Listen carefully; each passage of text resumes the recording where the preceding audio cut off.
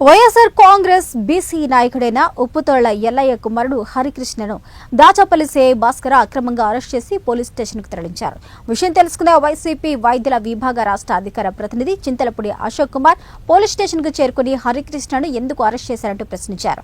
అన్యాయంగా రాజకీయ నాయకులు చెప్పారని వైసీపీ నాయకులు అరెస్ట్ చేసి పోలీస్ స్టేషన్లో చిత్తక బాధితే తగిన మూల్యం భవిష్యత్తులో చెల్లించుకోవాల్సి ఉంటుందని ఈ సందర్భంగా అశోక్ కుమార్ తెలిపారు.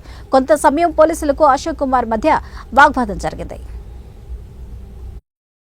పోలీస్ స్టేషన్ సిఐ భాస్కర్ తంగడి గ్రామం నుంచి ఒక యువకుడిని తెల్లవారుజామున కొంతమంది టీడీపీ వెహికల్స్ లో తీసుకొచ్చి దారుణంగా కొట్టి ఒక ప్రైవేట్ రూమ్ లో పెట్టడం, ఇక్కడికి వచ్చినటువంటి వైఎస్ఆర్సీపీ నాయకులను కానివ్వండి, కార్యకర్తలు కానివ్వండి, కనీసం వాళ్ళ కుటుంబ సభ్యులను కూడా దగ్గరికి వెళ్ళనివ్వకుండా ఆ వ్యక్తి కదలలేని పరిస్థితిలో ఉన్నా కానివ్వండి, అసలు ఏం జరుగుతుంది, ఏం కేసు అని అడగటానికి కూడా లోపలికి రానివ్వకుండా దారుణంగా కొట్టి ఆ రూమ్లో పడేసి అడగటానికి వచ్చిన ప్రతి ఒక్కళ్ళని దుర్భాషలాడుతూ లోపలికి రానివ్వకుండా, అతనితో మాట్లాడనివ్వకుండా చాలా ఇది చేస్తున్నారు. పోలీసు వారిని, అదేవిధంగా డీజీపీ గారిని, హోమ్ మినిస్టర్ గారిని మేము ఒక్కటే వార్నింగ్ ఇస్తున్నాము. ఇప్పటికే ఈ దాచేపల్లి మండలంలో సిఐ భాస్కర్ వల్ల చాలా ఇబ్బందులు అయ్యాయి.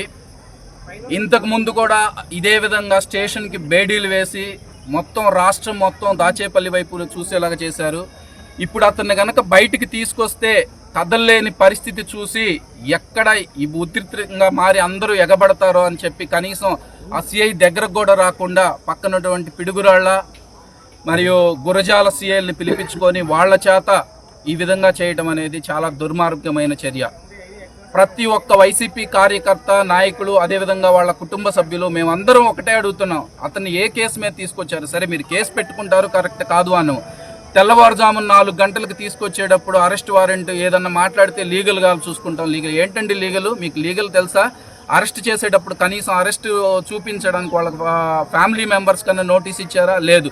తీసుకొచ్చి ఆ వంతున కొట్టేసి ఇప్పుడు అడుగుతుంటే మీరెవరు అడగటానికి? లీగల్ రాండి అంటే అసలు కనీసం ఆ సిఐ బయటికి రావడానికి కూడా భయపడుతున్నాడు అంటే మీరు చూడండి.